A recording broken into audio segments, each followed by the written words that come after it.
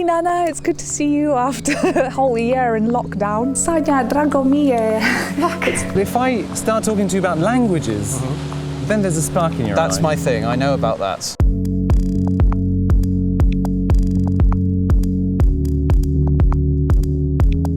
Speaking of love, which was the first language that you would say you fell in love with and decided to learn? As I always happen to have lovely language teachers, I fell in love with my native Danish as the first language. But as a child, during summer, we used to go on road trips in Southern Europe with my parents and twin sister, and we'd go to Italy.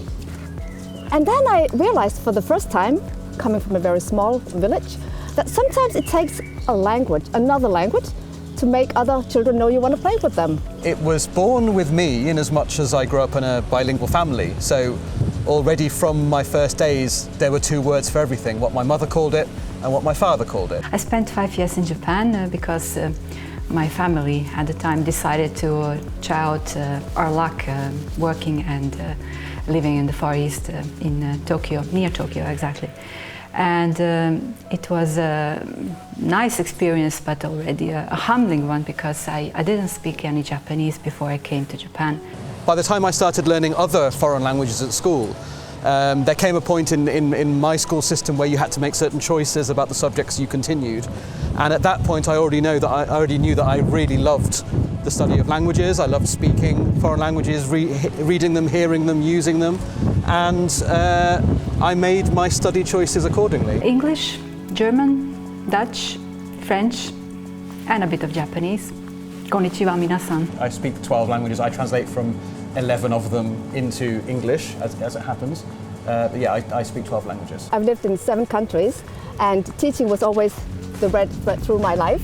So I've taught Danish in Japan, I've taught Japanese in Denmark, I've taught Danish in Germany, and English in the US to children whose foreign language wasn't English. Did you think that it was going to be easy to learn or even study languages later? I knew then, and I know today, that learning languages is incredibly difficult. No. Yes, incredibly difficult.